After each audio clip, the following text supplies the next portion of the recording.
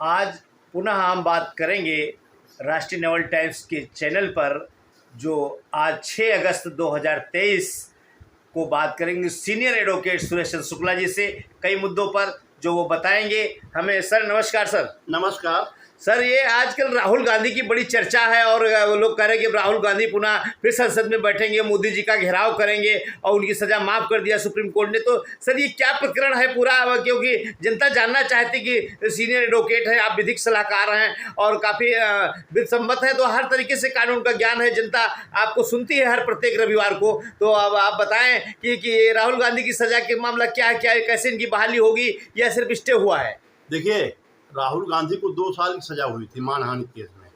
उस सज़ा के आधार पर राहुल गांधी की सदस्यता समाप्त कर दिया गया था। उसके बाद फिर मैटर ये हाई कोर्ट गया। हाई कोर्ट ने कोई अंतोष नहीं दिया राहुल गांधी को, रिलीफ नहीं दी राहुल गांधी जी को। फिर ये राहुल गांधी जी सुप्रीम कोर्ट गए। माननीय उच्चतम न्यायालय ने सज़ा को निलंबित कर दिया है फिलहाल कुछ समय के लिए। अब ये बात रहेगी सज़ा वो सदस्यता बहाली वाली। देखिए, यह एक तकनीकी बिंदु है इस पर कि सदस्य जो है, जो MP MLA जनता चुनती है। देखिए, किसी भी घर को आप तोप से गिरा सकते हैं लेकिन बना नहीं सकते तोप से। तो सदस्यता समाप्त हो सकती है। अब दोबारा इनको सदस्यता मिलेगी, कैसे मिलेगी, ये एक बहुत तकनीकी बिंदु है, क्योंकि सदस्य बनाने का अधिकार जनता को है, जनता चुनती है। कोई सेवक तो है नहीं कि सरकार ने नियुक्त किया, सरकार ने बर्खास्त किया, सरकार बाहर कर दे। अब MP बनाने का या MLA बनाने का अधिकार जनता को, सरकार का तो है नहीं।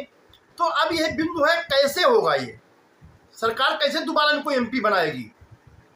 भाई, सरकार ने सजा, जैसे सजा इनको हुई थी, इनको निलंबित किया जाता है, कुछ किया जाता है, बात दूसरी, लेकिन सजा इनकी सदस्यता बर्खास्त समाप्त कर दी गई। तो अभी कुछ नहीं रह गए, दोबारा MP का पद पाने के लिए क्या सरकार इनको MP बना सकती है? ये प्रश्न तकनीकी बिंदु है इसको। तो सरकार अब MP कैसे इनको बनाएगी, किस प्रकार बनाएगी कि नहीं बना पाएगी? हमारे हिसाब से MP दोबारा नहीं बन पाएंगे जब तक इनको जनता नहीं चुनती। जनता चुनने पर ही MP बन सकते हैं। अच्छा, जनता के ही द्वारा लोकसभा चुनाव होता है और इसी में सदस्य चुने जाते हैं? जी हाँ। और इसको कोई किसी को पावर है नहीं दूसरे को जो नियुक्त कर दे? भाई, आज तक हमने देखा नहीं सरकार ने किसी को MP या MLA बनाया हो, हमने देखा नहीं, संविधान में नहीं कहीं है। नहीं, राज्यसभा वगैरह तो चुने जाते हैं, लेकिन लोकसभा में बिना जनता के द्वारा ही चुनाव होता है। भाई, लोकसभा की सदस्यता समाप्त हुई इनकी। जी जी जी, लोकसभा की बात यहाँ पे हो रही है। आप लोग देख रहे हैं Suresh Chandra Shukla, senior advocate high court Lucknow, बता रहे हैं किस तरीके से कि राहुल गांधी अभी और तरसेंगे सदस्यता के लिए और जनता के बीच जाना होगा और जनता ही उनका चुनाव करेगी, तभी वो फिर से लोकसभा पहुंच सकेंगे। और सर एक सवाल गूंज रहा, आजकल हिंसाएं सर बहुत हो रही हैं, ये मणिपुर हिंसा, कहीं नुहपुर हिंसा और जगह जगह कभी किसी का कत्ल कर देना। तो सर ये क्या ये हिंसाओं पर चल रहा है? देखिए, हम बताएं आपको, हर देश में दूसरे जो पड़ोसी देश होता है, जो आप देश जलता है या जो पड़ोसी आपका जलता है, आप घर में सुख शांति नहीं रहने देना चाहता है। यही हाल देशों का होता है। तो जो ये असामाजिक तत्व होते हैं, जो अराजक तत्व होते हैं, इनको विदेश से सहयोग मिलता है या पार्टियां कुछ सहयोग करती हैं या आपराधिक तत्व कुछ सहयोग करते हैं जो हमारे देश में अस्थिरता लाना चाहते हैं। उनके सहयोग से ये लोग इतनी गंभीर हिंसा कर देते हैं। देखिए, छोटी मोटी हिंसा होना, ईंटा गुम्मा चल जाना तो नॉर्मली बात है, चलो ठीक है, यहाँ तक माना जा सकता है। भाई, आदमी गुस्से में आ गया, सरकार बात नहीं मान रही है, तो सरकार में आदमी गुस्से में ईंटा गुम्मा चला दिया। लेकिन राइफल चलाना, AK-47 हाँ, AK-47 चलाना, AK-47 मिलना उनके पास। और सर अभी हथियार भी लूट लिए गए, सेना के हथियार लूटना भारत के बड़ी बात होती है। सेना के हथियार लूटे जा रहे हैं। तो बताइए, कहाँ तक कंट्रोल नहीं सरकार कर पा रही है, इस पर क्या कहना चाहिए? ये कहीं कहीं विदेशी हाथ है, सरकार का कंट्रोल करे ऐसा नहीं है। कहने को चाहे जो कहे को हम बताएं, जब सेना के हथियार लूट रहे हैं, लोग ले जा रहे हैं सरेआम। और ये ऐसा है, जब कहीं मरीज होता है तो उसको हर आदमी कहता है दवा कराओ, इलाज कराओ, तो इलाज तो कराते ही घर वाला, लेकिन कंट्रोल नहीं हो रहे, उसकी बात दूसरी है। तो सरकार प्रयास तो कर रही है। अब सरकार प्रयास करने, कल सरकार के नाम बम गिरा दे उनको मारने के लिए, तो उसमें सरकार को भी देखना है, भाई ये हमारी जनता है, हमारे देश के नागरिक हैं, इनको हम दंड देंगे, लेकिन कानून के तहत दंड देंगे, ऐसा दंड नहीं देंगे जो इनके जीवन को नुकसान पहुंचाए। तो इसलिए सरकार सोच के काम करती है। ये लोग उग्र हो जाते हैं, इनको सोचना है नहीं, लिया दाग दिया, उसमें चाहे इतने मरे। तो ये इनका कृत्य जो है, जो दंगाइयों कृत्य है, वास्तव में बहुत घृणित कृत्य है। इनके ऊपर तो NSA लगना चाहिए, इनके ऊपर तो राष्ट्रपा लगनी चाहिए, इनके ऊपर जो आतंकवादी लगने वाली मतलब अपराध लगना चाहिए, इनको किसी तरह के बख्शना नहीं चाहिए और बख्शे जाने लायक नहीं ये लोग, क्योंकि ये लोग विदेशों में मिले हैं, राजद्रोह इन पे लगना चाहिए। तो हमारे हिसाब से खैर जनता, सरकार तो खैर काम कर ही रही, लेकिन जनता को ये लोग असहनीय पीड़ा दे रहे हैं, इसलिए इनके खिलाफ सरकार बहुत कठोर मतलब कदम उठाना चाहिए।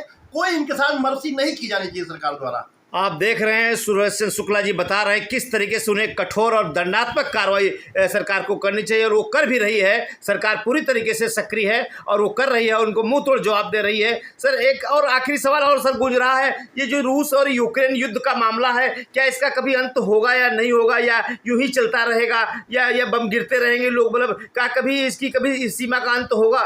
देखिए हम बताएं आपको, युद्ध एक लड़ाई एक ऐसी चीज है जो हर समय अपने आप खड़ा फूला करती है।